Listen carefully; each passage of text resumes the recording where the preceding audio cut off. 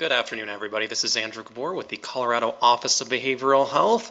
I am the Director of Child and Adolescent Services with the office, and today we will be reviewing House Bill 18-1094. Just some housekeeping before we get started and as we wait for other participants to join us. Everyone should be muted. Hopefully you all can also hear me using a different microphone this time. But to ask questions, please put those into the comment box. And I already got one thing saying that there's no volume. Let me know if that's been resolved, if you can hear me.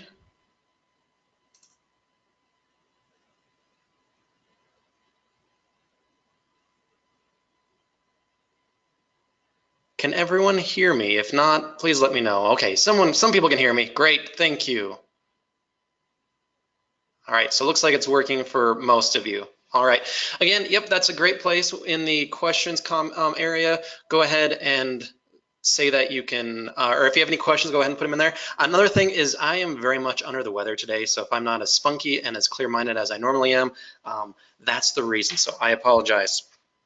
All right, so let's go ahead and get started on CMHTA to CYMHTA, an overview of House Bill 18-1094. All right, so first of all, I want to set some ground rules for what CMHTA is and was. As most of you know, House Bill 99-1116 was the most popular name for this program, other than the Child Mental Health Treatment Act. As managing the Child Mental Health Treatment Act for the last 6 years, I really tried to move away from House Bill, but some people still call it that. There's also Senate Bill that should be 07-230, not 17, so it's 07-230, and then CMHTA. That's its current names before House Bill 1094. This program has been around for quite some time. In fact, House Bill 1116 came around in 1999, so it's been around for almost 20 years. Primarily, it is a funding source through the Office of Behavioral Health, which is within the Department of Human Services, and it is geared for children who are at risk of out-of-home placement, and most of those children have commercial insurance, although there is a percentage of kids who do not have any insurance. With the Affordable Care Act and mental health parity, more and more of our children do have insurance, but that insurance is still lacking to some degree. Okay, it is also a mandate for specific procedures when families with Medicaid children are seeking residential. So what that means is that so I had one question of if the speakers are all the way up, any suggestions? Maybe headphones. Try using headphones. That's my only suggestion. I apologize. So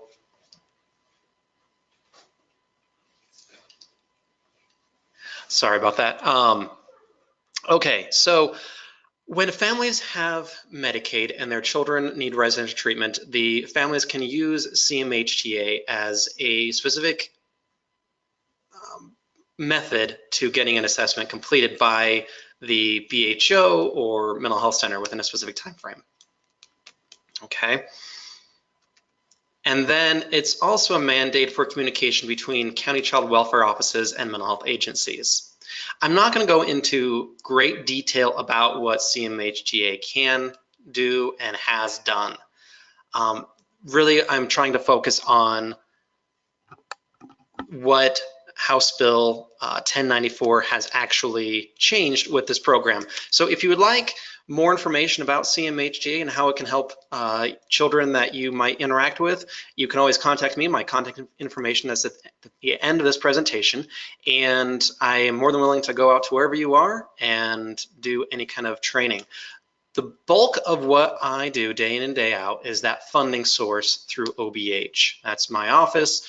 We serve roughly 100 children per year, and we're really trying to avoid children from going into child welfare. If child welfare doesn't have to be involved with children, then they shouldn't be, if the only point is for the child to get mental health treatment.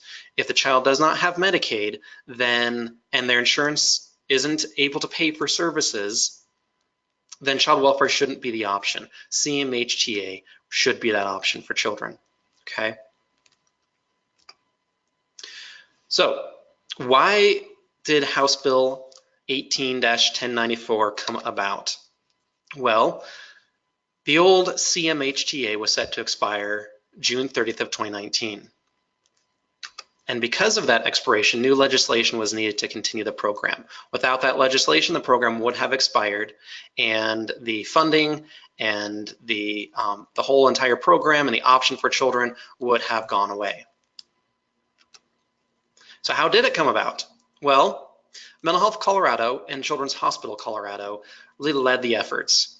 They took up the banner and led really all of the efforts throughout the summer and fall, and they formulated stakeholder outreach and feedback in developing the legislation. We were able to get bill sponsors through Representative Herod and Wist, and then Senators Martinez-Humenick and Marino, who then carried it through the Congress, and then it was signed by Governor Hickenlooper maybe, I think about a month ago. No less than that, sorry. So why so many changes? If you look at the bill, there looks like there's a lot of edits to it. Why did those edits come about? Really, through stakeholder engagement, there was a lot of language that needed to be updated. There was a lot of duplication. The bulk of the language hadn't really been updated since 2007, and then there was some language still lingering from '99 that really didn't have any role in today's Child Mental Health Treatment Act. And so that was updated to really reduce that duplicacy. There's also language that was somewhat ambiguous in the old statute that was clarified. And then the biggest piece was really to increase families' choice, options, and empowerment. That has always been the benchmark of this program, and it needed to be further expanded to allow families to use this program at their own voluntary choice, and to empower them when they actually do get approved, or if they get denied, what their appeal processes are. So in this presentation, I have highlighted 17 changes. However, we will look at the whys, and you have to be aware that this is not always encompassant of all the whys, okay? And this presentation should not be an end-all, be-all for your knowledge of the Child and Youth Mental Health Treatment Act, or Children and Youth Mental Health Treatment Act. I encourage you to continue to gain more information from the Office of Behavioral Health, the Healthcare Policy and Financing, reading the new statute if you're so inclined, but this is not every single little nuanced detail of this new legislation or new statute, okay? So let's get into it. And feel free to ask any questions. Even if I've already skipped the slide, I'll go back and answer your question, okay? At the top here, you'll see, okay, the change number one, the first change is the name, and then it has the statutory citation to it. So this is in 2767, which is the Child and Youth Mental Health Treatment Act, and then section 101. All right, so we have renamed the Child Mental Health Treatment Act to be the Children and Youth Mental Health Treatment Act. So now it will be the CYMHTA. I know that's kind of a mouthful, but if you still call it CMHTA, I'll understand. But I'm really calling it the CYMHTA program, or Children and Youth Mental Health Treatment Act. Really, the reason why is because eligibility has changed. And we will talk about that eligibility in just a few more slides. Okay? So we're getting a new name. That's exciting. Okay, the second change is the OBH second opinion for Medicaid children. It's under 2767-102, section 3. And these are some fairly minor changes, but for Medicaid children. So these are ones that will be covered under the RAY. And let me back up just a bit. These changes will not come into effect until July 1st. Okay, I know that's less than a week away, but these are not active. They will start July 1st. Okay. Now, minor changes, but outlines that families can appeal to OBH when their Medicaid covered child is denied residential services by the RAY. So if they apply for services to the RAY and they get denied, they can come to OBH. We will still do the second opinion. So there's other changes where Medicaid is being, and we'll get to it, but Medicaid is being removed from the Children and Youth Mental Health Treatment Act to a pretty large extent, except for this part. OBH, again, will still do the second opinion by our independent professional person when families are denied from the RAY. If you want details about that, you can contact me later about how that timeline and process works. But I want to let you know that it still exists, but there were some minor language changes about that. Change number 3, removes SSI requirements. Okay, so historically, when a child was approved for CMHTA, so the old program, and they went into residential treatment, we mandated that they had to apply and receive supplemental security income. The new statute, I keep saying legislation because that's what I lived in for 9 months. The new statute says that the families have to apply and that's it. They don't necessarily have to receive it. Why? Well, there was a small number of children who were not eligible for SSI.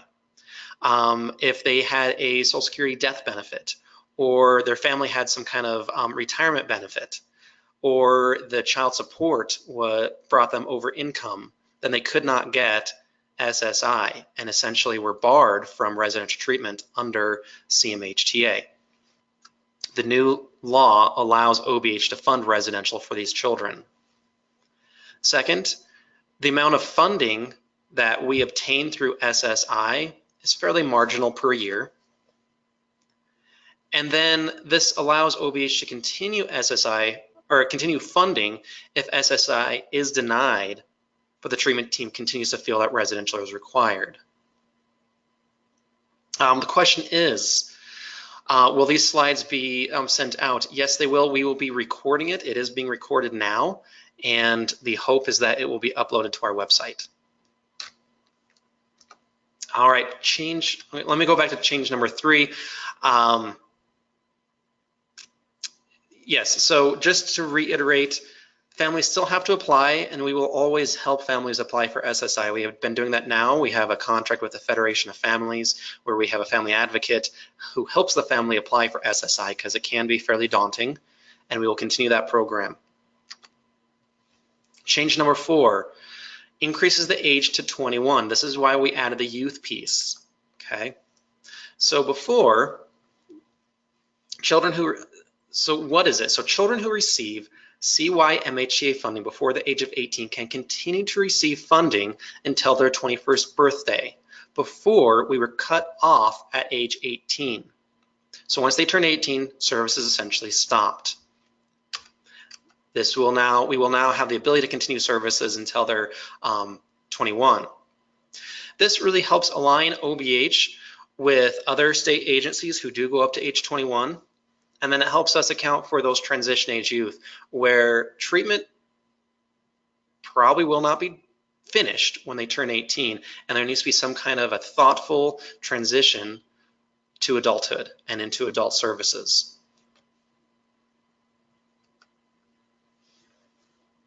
Change number 5. We update the definition of mental health agency. This first removes the BHO as a mental health agency, given that the BHOs are now the RAY, but we did not include the RAY as a mental health agency. What it does is it expands the definition of mental health agency to include a contractor with OBH. This still includes community mental health centers And one of the big things is all agencies must be able to meet all expectations of CYMHTA. Now, why did we do this? We updated language to remove the BHOs to reduce duplication with HICPUF, and then this allows OBH at some point, if there is a need, to address family access, family choice, and network adequacy. The bill sponsors and stakeholders continue to believe that the community mental health centers will continue to be the backbone of CMHTA or CYMHTA.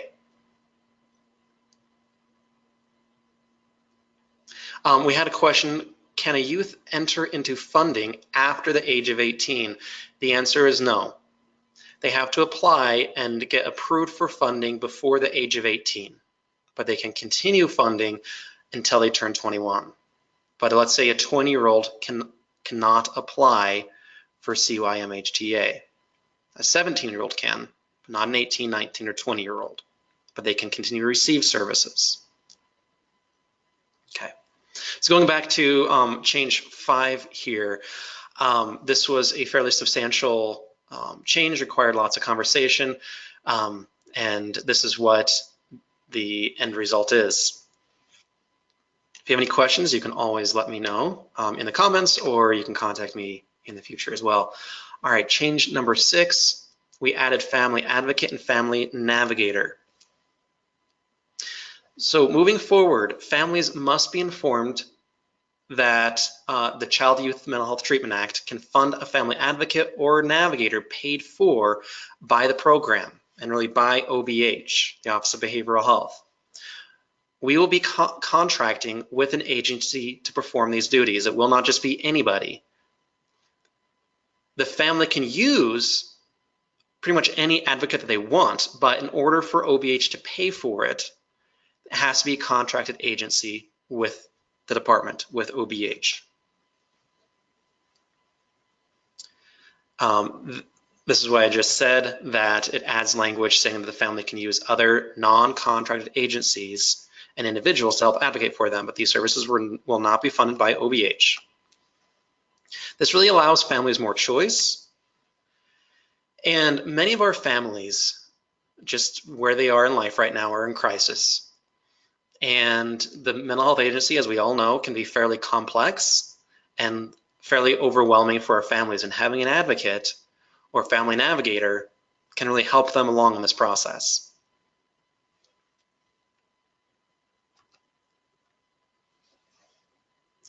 Change number 7, a standardized risk stratification tool.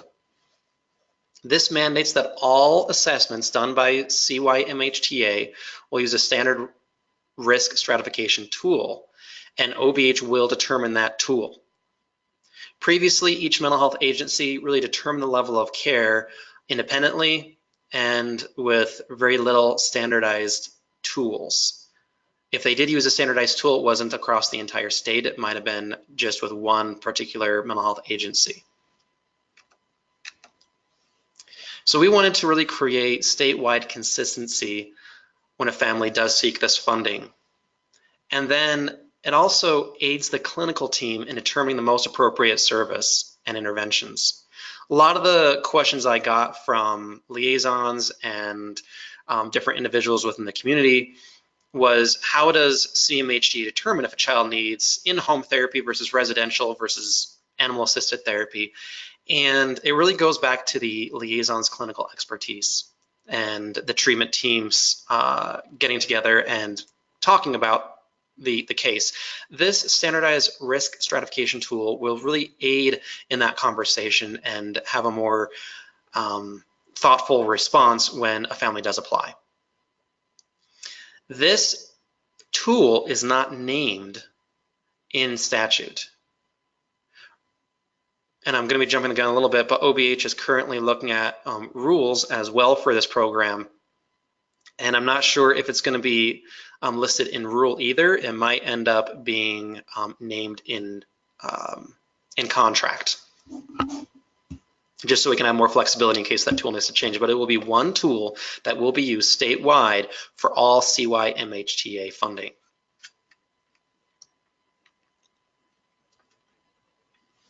Change number 8, family choice of providers. So what this says is that when a family is approved for funding, the mental health agency must provide a list of providers to the family. Previously, some mental health agencies did provide a list to the family. Sometimes they were not. They said, okay, here's where you're going to go. You're going to have this provider for whatever service. This really gives them a limited, so not overwhelming list, but a list of potential providers. This might be for residential or in-home or day treatment or what have you, but then the family can choose amongst that list. This really does increase the family choice. It gives them, it at least educates them that there is a choice. And then it allows more diverse use of local resources instead of using just one. And then it will increase transparency as well. I had one question going back to change number 7, what assessment tools are being considered and how will one be chosen? That is a very good question. Right now I am attending a number of different meetings to decide this because of the cost of many of these assessment tools. OBH is looking at partnering with possibly child welfare and system of care to have a single tool amongst all the different departments. I don't know if that's going to actually happen, but right now that's where we're looking at, and so we're still looking at identifying specific tools. Okay, I can't give much more information other than that. And then I have two questions about what will OBH be doing with these lists, and that's this. So change number 9, OBH list of providers. This mandates that OBH will maintain a list of approved CYMHTA providers on its website. Why are we doing this? This will allow mental health agencies to pull from a consolidated list and expansive list of providers.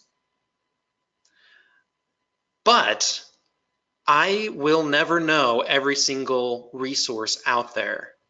That's just not possible. It's a big state. There's lots of smaller providers that might do really good work that I don't know about.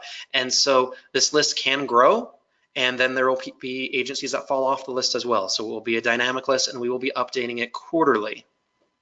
We will also be using not just our website, but there's also the somewhat new OBH Ladders website. It's colorado.gov, I think it's /ladders, LADDERS. And that website, you're able to search all designated and licensed agencies by OBH. So any agency that's overseen by OBH is in Ladders. And that's going to be the primary tool for now as OBH builds a more extensive and specific CMHTA list. So we'll be using a couple different databases to pull from to make a list that liaisons can access. And then let me read another question that came up.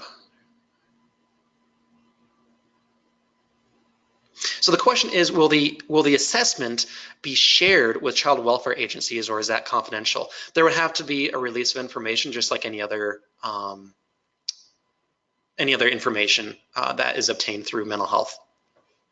But if there is a release, absolutely, we can certainly share any information that is included.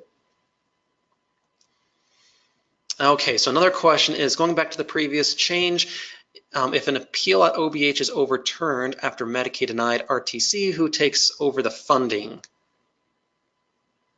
So the second opinion piece that OBH does, I think that was change number 2. OBH in our second opinion that we do with that independent professional person, that cannot overrule the RAE. It's just a second opinion. And the family can then take that assessment done by us to an administrative law judge. And that judge will then determine if the RAE is responsible for funding or not. So this really just gives the family exactly what it is, a second opinion. Okay.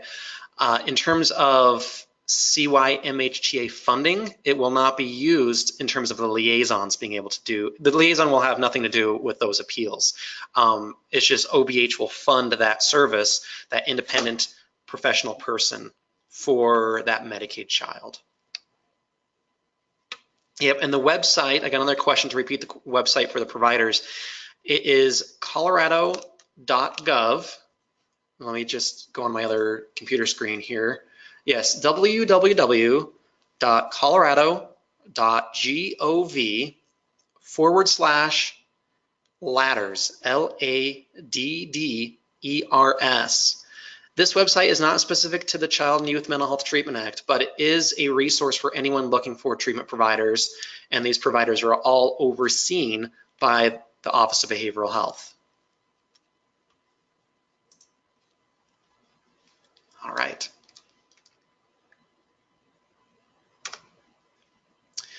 Change number 10, clarifies Medicaid language.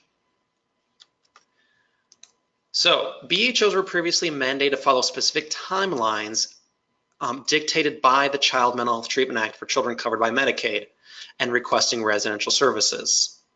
So this often created a confusing dialogue between Medicaid CMHTA versus non-Medicaid CMHTA. Non-Medicaid is, of course, the funding that OBH provides. So what this has done is it has removed those timelines and has effectively eliminated Medicaid CMHTA. The only thing that will continue to exist for Medicaid children is that second opinion by the Office of Behavioral Health. Otherwise, CYMHTA will primarily be focused on providing funding to children who do not have Medicaid.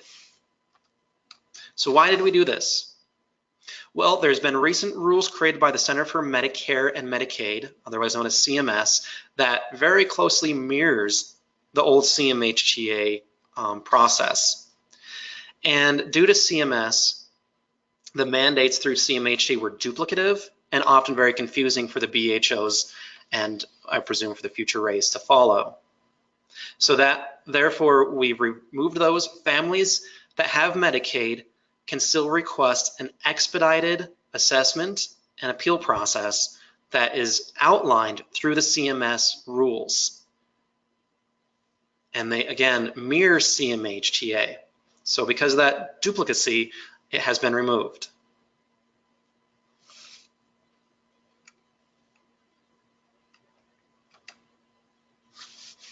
So let me back up just one quick thing. So before, just to get a little concrete on this, if a Medicaid child requested CMHTA, the mental health agency would have essentially 3 days to do the assessment. Under the Child Mental Health Treatment Act, that's been removed. Under CMS rules, the family can ask for an expedited assessment, which more or less mirrors CMHTA. And HCPF can answer more questions about that, which is healthcare policy and financing, about the contract between them and the new RAE. All right, change number 11. This updates the child welfare language.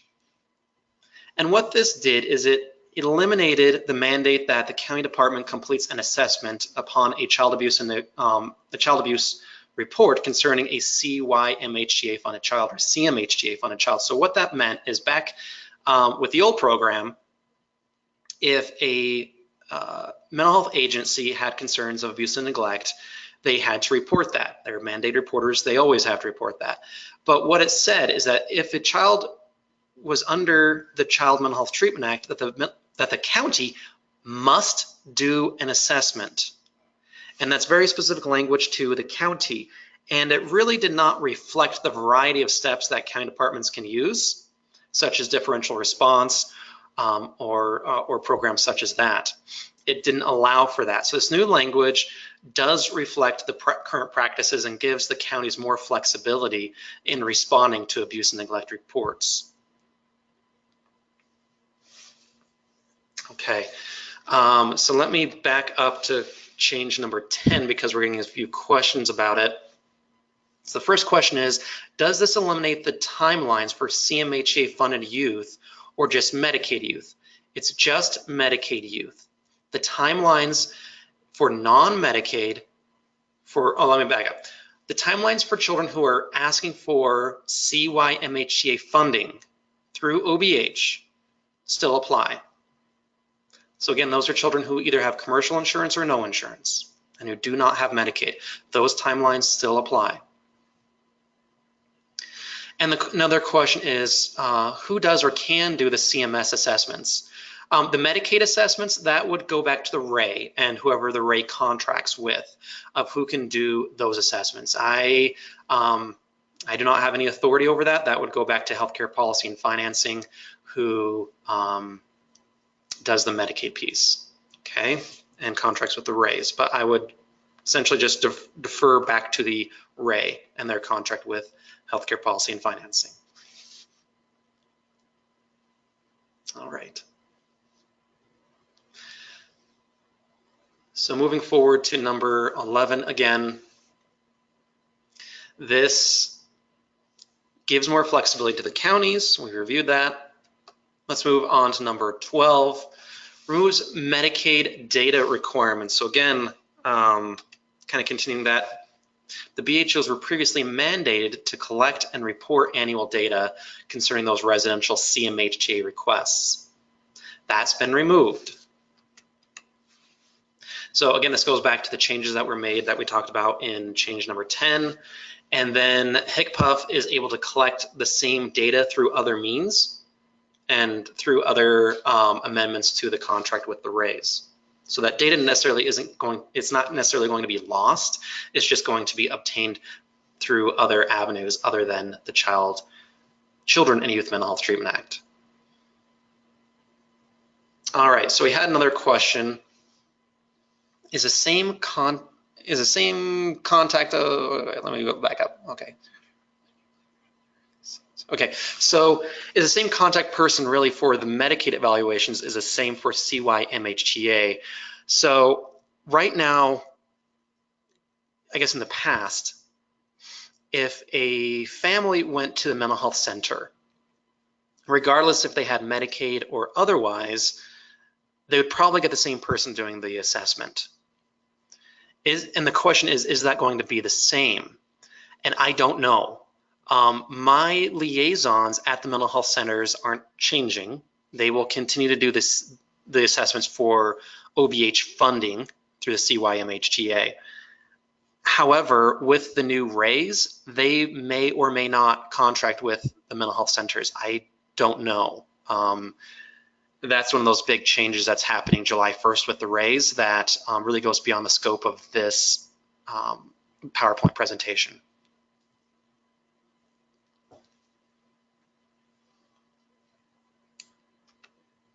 All right. Another reason why number 12 was changed was to reduce that confusion between Medicaid and non-Medicaid CMHTA. We're really trying to get this program to focus on those non-Medicaid individuals. All right, change number 13, publication of CYMHTA data. So this data is specific to non-Medicaid children who go to the mental health agency asking for funding through this program, which is provided by the Office of Behavioral Health, okay? And the mental health agencies must report data annually. They've been doing this for almost 20 years. However, there hasn't been a requirement that OBH actually shares that data. This data will now be published online. Obviously, OBH will remove any identifying information, but we will report the data no later, or I think it says, I think it gives us a little more flexibility, but it should be uploaded by January 1st. So we'll give us 6 months essentially to collect the data. The data will pertain from the previous fiscal year, which goes from July 1st to June 30th. And that data will then be given to OBH in September. And then from September through December, OBH will compile the data and then present it online. All right. So yes, okay, let me see. There's another question that came up. says, if a child is referred to child welfare through the county but would be better suited to be served by CYMHTA, can the county refer the child?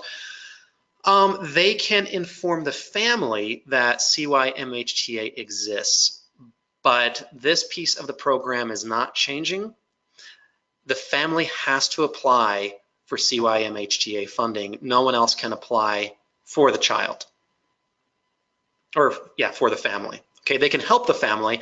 They can do a three-way call with the family, but it has to be the family's choice. And another thing, this should not be court-ordered. The family should not be court-ordered into treatment. This is a voluntary program.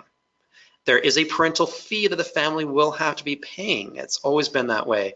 And so they should not be coerced into this program either. This is a 100% voluntary program for families and their children.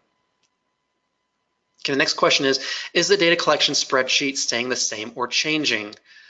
That's a good question. It will be changing. I was set to meet with our data team after this meeting to review the changes, but that's being postponed until Thursday because I'm going to go home sick, to be honest with you.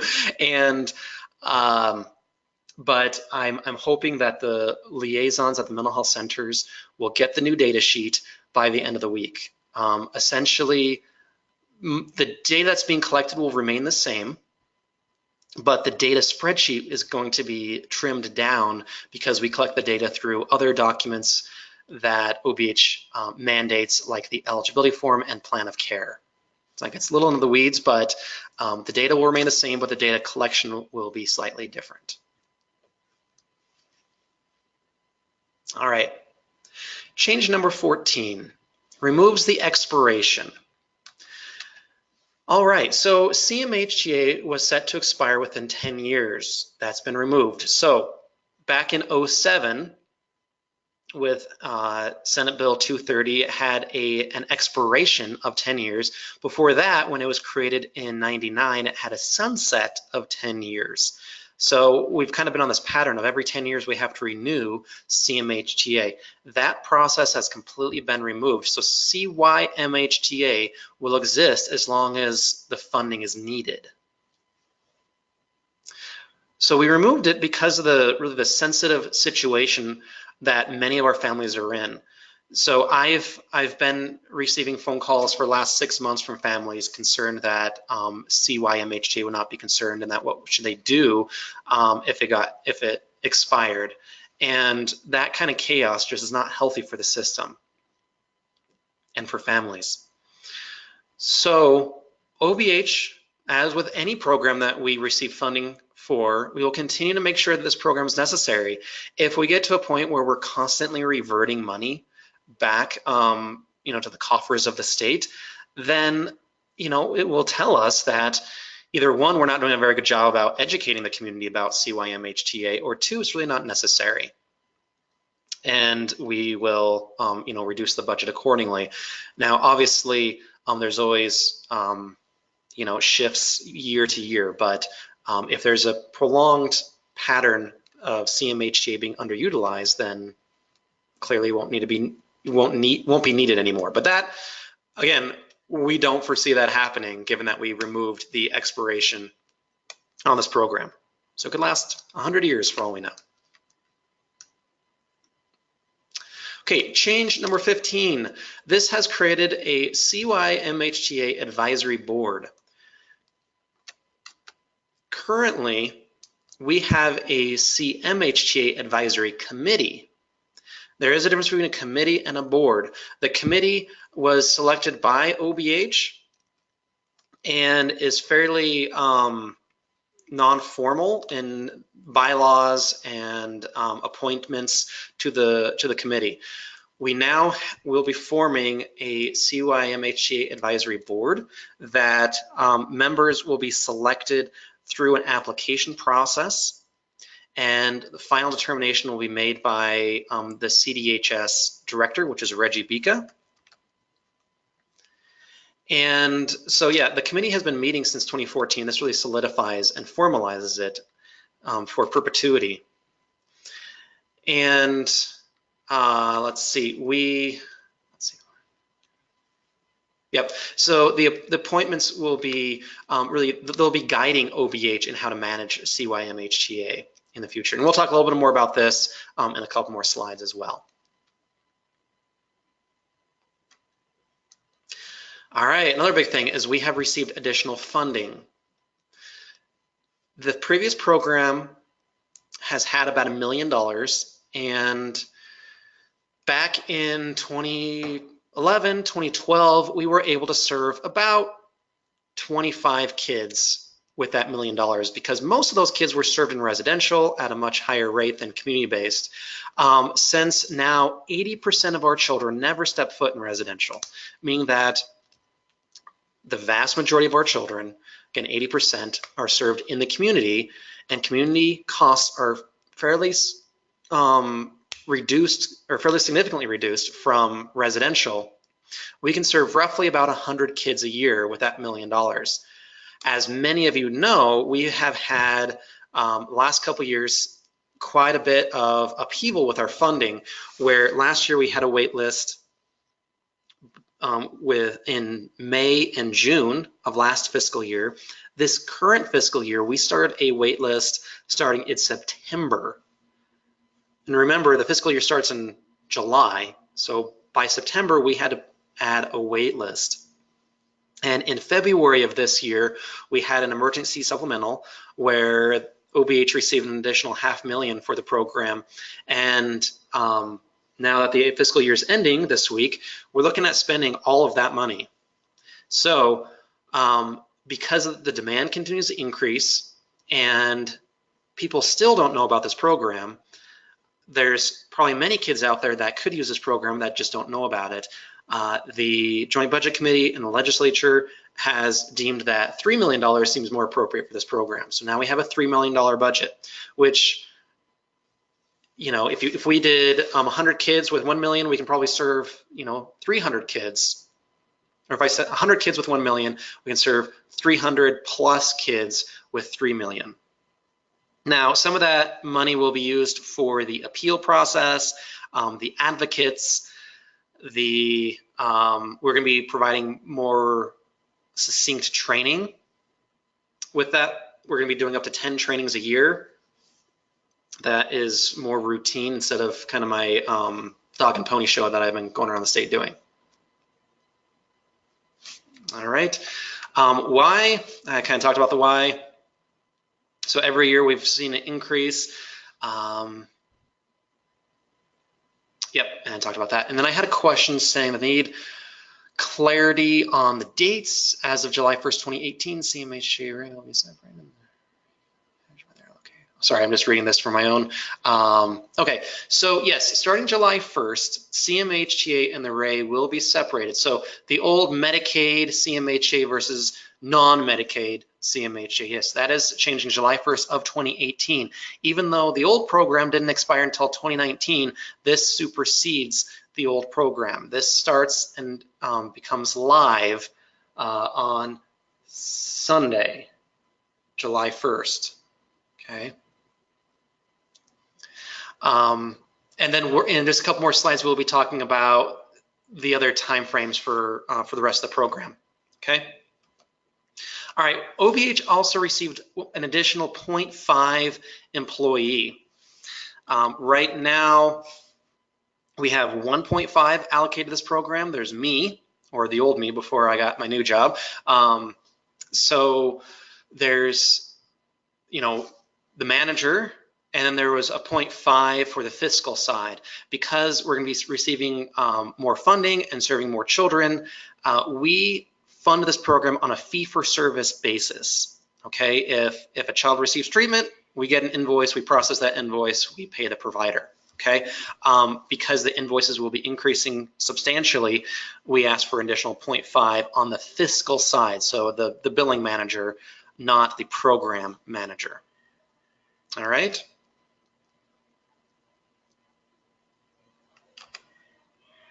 Now let's review just a little bit. So some highlights. So again, a new name. This will limit, sorry if you guys can hear a baby crying in the background, that's different. All right, so we will be limited the Medicaid involvement, but OBH will continue to provide an independent second opinion. And again, second opinion, not a obligation for Medicaid children. We will be receiving more funding. This incorporates advocates and transition age youth, and it adds a CYMHTA board. And then why? It's really because CMHTA and CYMHTA works. This program has served hundreds and hundreds of kids over the last 18, 19 years, and our outcomes data shows that nearly 90% of our kids don't end up in child welfare, even though at baseline, they all at some point are at risk of child welfare. So it works. And so the legislature, the governor, the community have all come together and felt that this program deserves more investment and needs to be updated and renewed, which it was. All right, another question is, are there any non-covered diagnoses that CYMHTA cannot serve under this act? So that's one of those things that really is not changing with this program, and it slightly goes beyond the scope of this training, but we have time to discuss it. So this program can serve children who have a mental health condition, and that's defined in 2765. But so really we're looking for someone who has a diagnosis that's mental health focused. So like PTSD, anxiety, depression, mood, something along those lines. But having a substance use or a cognitive diagnosis or disability does not necessarily exclude you as well. So someone can come in and let's say they have substance abuse, like co-occurring substance abuse, and they have PTSD. We can certainly serve them. Or they have autism and bipolar. Yes, we can serve them. So if you want more information about that, you can certainly contact me and I can do more training. But that piece of the program isn't changing. All right, so what's the next steps? Now that we have this new law, OBH needs to do some rule promulgation. So we need to update our rules. We will begin stakeholder outreach through the normal methods that OBH has lots and lots of rules for lots and lots of programs, and we will continue to push CYMHTA through those avenues. And the advisory committee is currently reviewing the rule revisions as we speak, and then we'll go through that normal method. And then the liaisons who actually do the work will also be providing feedback on the rules when the time comes. So the timeline for rules is that implementation, so the rules will go live February 1st. Now that seems really, really far away, but we have to do pretty extensive stakeholder outreach, which I'm sure you all will want to be involved with. And then we have to go to what's called state board twice. And then once state board approves the rules, there has to be a 30-day kind of cool down period where then it will be placed live under the Secretary of State's website, and that will be February 1st. Okay. So until then, there's going to be some gray area in terms of, do we follow the law, which is yes, the answer is yes, and then also there won't be really clear rules because the rules won't exist yet until February about how to actually proceduralize some of the law, okay? So the next on here is appointing the advisory board. So we will be creating a CYMHTA specific page on the governor's boards and commissions website. That's on my to-do list. And then there's an application that will be sent out as well. And that application will be sent out through the OBH List serve, plus the advisory committee and liaisons. So if you feel like you are not on the OBH List serve, then you can also email me and I'll write down your email address and make sure that you get it as well. And so OBH will review all the applicants, and then the OBH leadership and CDHS leadership will actually end up making the appointments for that board.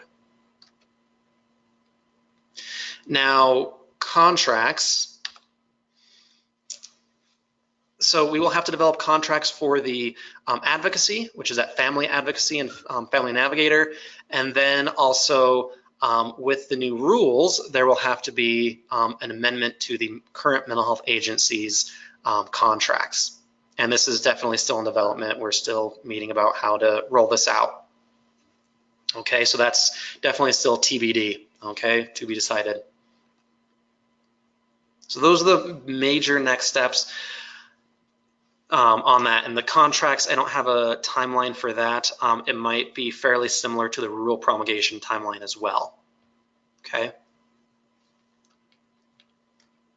So that's it for right now.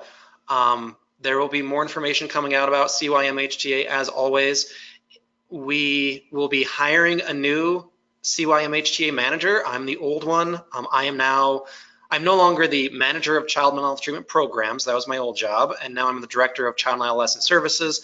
So there will be a new person who will be doing the trainings some point. They'll probably be hired late summer at this point. But want to make sure that you guys, if there's any questions, please feel free to ask right now. We definitely have some time. Otherwise, you can contact me. I will be the contact and the manager for all intents and purposes of this program until my replacement is hired, okay?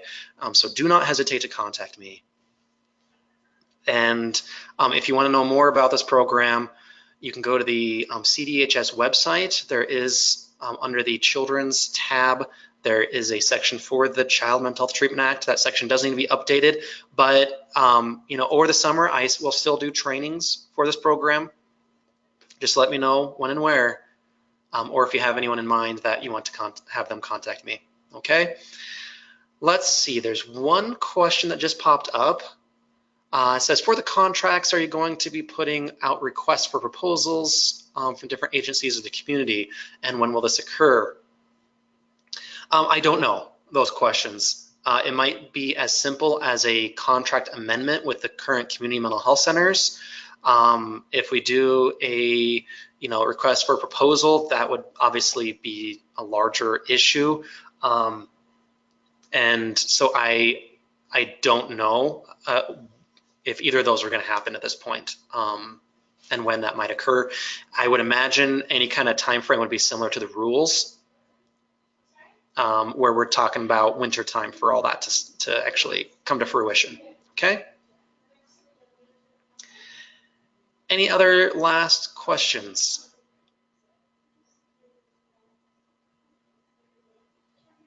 Well, if I don't get to you, I apologize.